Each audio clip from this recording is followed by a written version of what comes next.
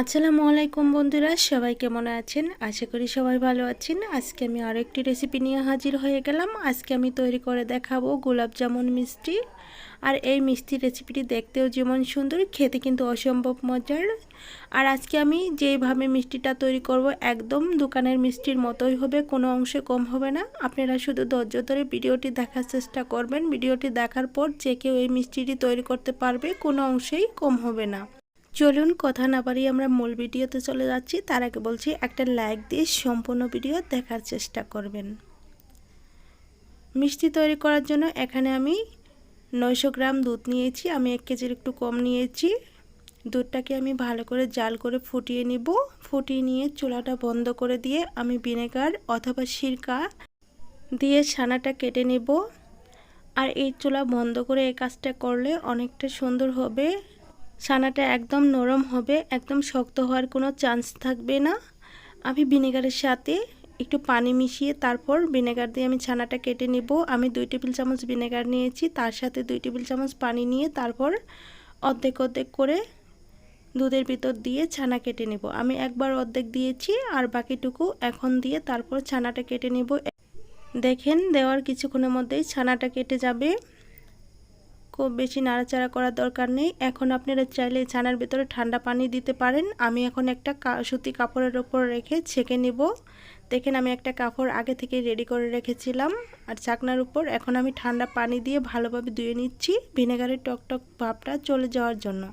তারপর এখন আমি ভালোভাবে নিগড়িয়ে নিব। হাত দিয়ে চেপে চেপে ভালোভাবে নিগড়িয়ে তারপর পানিটা, এক্সট্রা পানিটা বের করে 10 মিনিটের জন্য ঝুলিয়ে রেখে দেব। ততক্ষণে আমি অন্য উপকরণগুলো রেডি করে নিচ্ছি। আমি এখানে নিয়েছি 4 টেবিল চামচ ময়দা দেওয়া হয়ে গেলে এখানে অ্যাড করে দিব 1 চিমটি বেকিং পাউডার দেওয়ার পর এখানে অ্যাড করে দিচ্ছি 2 টেবিল চামচ ঘিটা দেওয়া হয়ে গেলে আমি এগুলোকে হাত দিয়ে ভালোভাবে ময়ম করে নেব। অবশ্যই ময়দাটাকে ভালোভাবে ময়ম করে নিতে হবে, একদম দানা দানা ভাব চলে আসার আগ পর্যন্ত ময়ম করতেই হবে।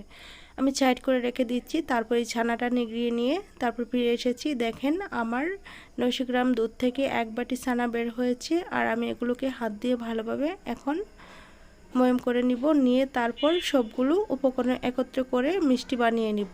দেখেন, আমি 2 থেকে 3 মিনিটের মতো ভালোভাবে ময়ম করে নিয়েছি। এখন আমি যে মিশ্রণটা রেখেছিলাম ময়দার, সেই মিশ্রণটা দিয়ে দিচ্ছি। দিয়ে তারপর আবারও 3 থেকে 4 মিনিটের মতো ভালোভাবে ডলে ডলে মিশিয়ে নিব। মিশিয়ে নেওয়া হয়ে গেলে তারপর আমি এখানে দিয়ে দিচ্ছি 3 থেকে 4 টেবিল চামচ গুঁড়ো দুধ। গুঁড়ো দুধটা দেওয়ার কারণে মিষ্টিগুলো আরও অনেকটা সুস্বাদু হবে। তারপর আমি আরও 2 মিনিট ভালোভাবে মিশিয়ে নিচ্ছি। মিশিয়ে নিয়ে হাতের তালু দিয়ে এইভাবে ডলে ডলে মিষ্টির ডোটাকে আরও সুন্দরভাবে রেডি করে নিচ্ছি। রেডি করে নিয়ে একটা বাটির উপর রেখে আমি আরও 5 মিনিটের জন্য রেস্টে রেখে দিব। এখন একটু হাত দিয়ে তুলে দেখাচ্ছি, দেখেন কতটা সফট হয়েছে। এখন আমি সাইড করে রেখে দিয়ে চুলায় চলে যাব মিষ্টি তৈরি করার জন্য। ততক্ষণে সেট হতে থাকুক। চুলায় একটা হাঁড়ি বসিয়ে দিয়েছি আর এই হাঁড়িতে আমি দিয়ে দিব 2 বাটি চিনি। যেই বাটি দিয়ে আমি ছানা নিয়েছি সেই বাটি দিয়ে চিনি নিচ্ছি। চিনি নেওয়া হয়ে গেলে এই বাটি দিয়ে 4 বাটি পানি দিয়ে দিব। একই মাপে আমি 4 বাটি পানি দিয়ে দিচ্ছি। দেওয়া হয়ে গেলে এই শিরাটাকে আমি ভালোভাবে ফুটিয়ে নেব। ফুটিয়ে নিয়ে একটা সাইড করে রেখে দিব। নেড়ে চেড়ে ভালোভাবে চিনিটাকে মিশিয়ে ভালোভাবে ফুটিয়ে নিতে হবে। আর শিরাটাকে খুব বেশি ঘন করার দরকার নেই, পাতলা একটা শিরা হলেই চলবে। শিরাটা রেডি হয়ে গেছে, এটা আমি একটা সাইড করে রেখে দিচ্ছি। তারপর মিষ্টিগুলো বানিয়ে নিচ্ছি। এটা সেট হয়ে গেছে। এখন আমি হাত দিয়ে সুন্দরভাবে একটা শেপ দিয়ে মিষ্টি তৈরি করে নিচ্ছি। দেখেন, আমি চমচম মিষ্টির মতো করে লম্বা লম্বা করে একটা শেপ দিয়ে মিষ্টি তৈরি করে নিচ্ছি। আমি একইভাবে সবগুলো মিষ্টি বানিয়ে তারপর ফিরে এসে দেখাচ্ছি সবগুলো মিষ্টি বানানো কেমন হয়েছে। এখন ভেজে নেওয়ার পালা। দেখেন কত সুন্দর হয়েছে। এখন আমি চুলায় চলে যাব। চুলায় আমি আগে থেকে তেল গরম করে রেখেছিলাম আর গরম তেলে মিষ্টিগুলো দিয়ে দিচ্ছি। আর এটা বেশি হাই হিটে গরম করে নেওয়া যাবে না, মিডিয়াম আঁচে গরম করে নিয়ে তারপর মিষ্টিগুলো ছেড়ে দিতে হবে। এতে করে মিষ্টির কালারটা সুন্দর হবে। আর যদি হাই হিটে গরম করা যায় তাহলে দেওয়ার সাথে সাথেই মিষ্টিগুলো পুড়ে যাবে, তখন কিন্তু ভিতরে সিদ্ধ হবে না। তো দেখেন, আস্তে আস্তে বাজতে বাজতে কত সুন্দর একটা কালার চলে এসেছে। আমি একইভাবে সবগুলো মিষ্টি ভেজে নেব। দেখেন, মিষ্টিগুলো অনেকটা সুন্দর হয়েছে আর খুব সুন্দর একটা কালার চলে এসেছে। এখন আমি গরম শিরায় দিয়ে দিব। অবশ্যই এটা গরম শিরায় দেওয়ার চেষ্টা করবেন। আমি শিরাটা আরেকটু হালকা গরম করে নিয়েছি, তারপর শিরার ভিতর মিষ্টিগুলো দিয়ে দিচ্ছি। আমি একইভাবে সবগুলো মিষ্টি দিয়ে তারপর ভিজিয়ে রাখবো সারা রাতের জন্য। সারা রাত ভিজিয়ে রেখে তারপর ফিরে এসে দেখাবো।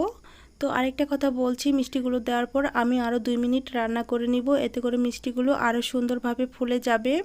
দেখেন আমি 2 মিনিট রান্না করে নেওয়ার পর তারপরে নামিয়ে নিয়ে সারা রাত ভিজিয়ে আমি তারপর পরের দিন এই মিষ্টিটা সার্ভ করার জন্য নিয়ে চলে এসেছি। দেখুন মিষ্টিগুলো কতটা ফুলে গেছে। এখন ভাবতেই পারেন এতগুলো মিষ্টি কোথায় গেল। হ্যাঁ, এতগুলো মিষ্টি সারা রাতের অপেক্ষায় থাকে নাই। আমার একটা বাতিচা আছে যেটা বানানোর পর থেকে শুরু করে 7 থেকে 8টি মিষ্টি খেয়ে নিয়েছে, যার কারণে আমি সবগুলো মিষ্টি দেখাতে পারলাম না, এর জন্য দুঃখিত।